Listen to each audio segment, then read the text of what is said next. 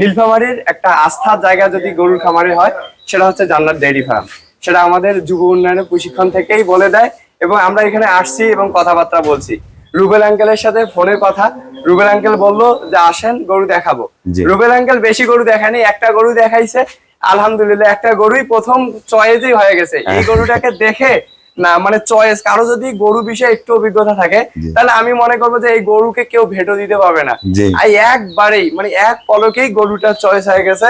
আর দামাদামি তো একদমই না, এমন বাজেটও বলে না যে দামাদামি করা যায়। উনি একদম একটা দাম বলে যে দামের মধ্যে আপনি নিজেও বলবেন যে এই দাম আসলে গরুটা নেওয়ার যোগ্য।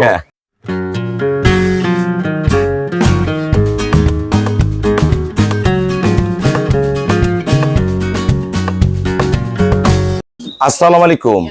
জান্নাত ডেইরি ফার্ম থেকে আমাদের একটা পিওর শঙ্কর ফ্রিজিয়ান গাভী আমরা সেল করলাম জল ঢাকা। আমার এক শ্রদ্ধ স্যার গরুটা সংগ্রহ করছে, দুধ পাবে 20 কেজি, যদি ভালো ম্যানেজমেন্ট করে 20 প্লাস করে যাবে। গরু লম্বা দেখেন, গলা দেখেন, গরুটা কাটিং দেখেন কত সুন্দর, 6 দাঁত বয়স, সামনের দিকে পিছনে পাঁচড়া দেখেন। গরু যেমন বডি জাত পার্সেন্টেজ, হাত পায়ের গঠন দেখেন, প্রতিটা খুর একবারে ঘোড়া খুর, সাথে অনেক দামি ষাঁড় বাচ্চা, অনেক দামি বাচ্চা, খুবই ভালো বাচ্চা। বার্ডের মাপগুলা দেখেন, কোয়ালিটি কি, কান দিলে একদম গল গলা দুধ আসে এটা। হ্যাঁ, একদম সলিড পিওর ব্রিড। মাজা দেখেন, মাজারা দেখেন, শেপটা দেখেন কত ফার্স্ট ক্লাস, একদম স্টেট, একদম পিওর ব্রিড। কত টাকা সংগ্রহ করলো আমরা ভাইয়াদের সাথে কথা বলবো। আসসালামু আলাইকুম। আমাদের ঠিকানা হলো নীলফামারী জেলা ডোমার থানায়। ডোমারে আসে, ডোমার বাস স্ট্যান্ডে নামবেন, নেমে বলবেন বক্কর ফরেস্ট পাড়া, বললে সরাসরি আমার খামারে চলে আসতে পারবেন। বাংলাদেশের কিন্তু সব জায়গা থেকে আমাদের এখানে গাড়ি আসে। আপনারা খালি মনে রাখবেন যে আমরা ডোমার যাব, নীলফামারীর পরে ডোমার। আমার এই শ্রদ্ধা স্যার উনি শিক্ষকতা করে, ওনার ছেলে।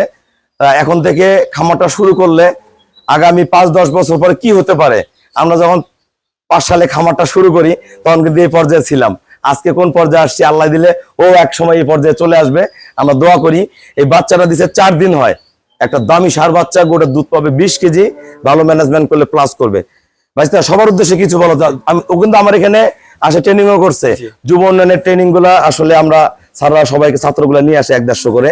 আমি যতটুকু পারি, আমার চেষ্টা, আমার জ্ঞান যতটুকু আছে আমি বোঝানোর চেষ্টা করি। তার মধ্যেও আমার এখানে অনেক কিছু শিখে গেছে। সবার উদ্দেশ্যে কিছু বলো যারা গরু কিনতে চায়। আসসালামু আলাইকুম ওয়া রাহমাতুল্লাহ। নীলফামারীর একটা আস্থার জায়গা যদি গরুর খামারে হয় সেটা হচ্ছে জান্নাত ডেইরি ফার্ম। সেটা আমাদের যুব উন্নয়নের প্রশিক্ষণ থেকেই বলে দেয় এবং আমরা এখানে আসছি এবং কথাবার্তা বলছি। রুবেল আঙ্কেলের সাথে ফোনে কথা, রুবেল আঙ্কেল বললো যে আসেন গরু দেখাবো।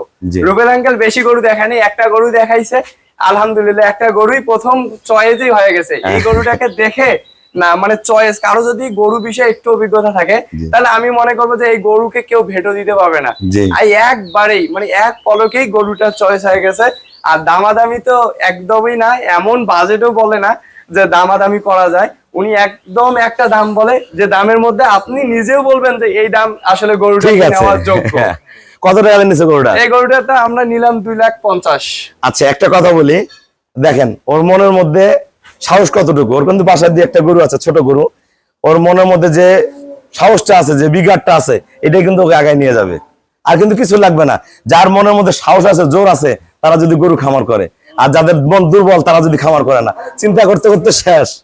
আর যদি মনে কলজা থাকে, জোর থাকে, তাহলে এই লোক খামার করতে পারবে, আমার এই বাঁচতে পারবে। আজকে একে দেখতেছেন, আস্তে আস্তে ধাপে ধাপে আমরা কোন পর্যায়ে নিয়ে যাই আমি সহযোগিতা করবো।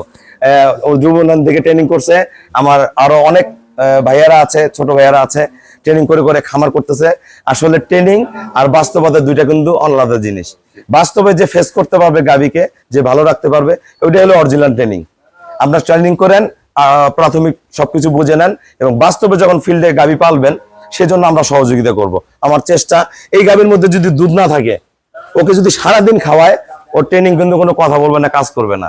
জাত দেওয়ার দায়িত্ব আমার, আমি তাকে ভালো জিনিস দিলাম, ভালো জাত দিলাম, ওর মধ্যে চেষ্টা চালাবে, আরো ভালো কিছু করবে। ওর জন্য সবাই দোয়া করবেন, ও যাতে সফল খামারি হয় এবং ভালো পজিশনে চলে আসতে পারে। সবাইকে অসংখ্য ধন্যবাদ। আসসালামু আলাইকুম।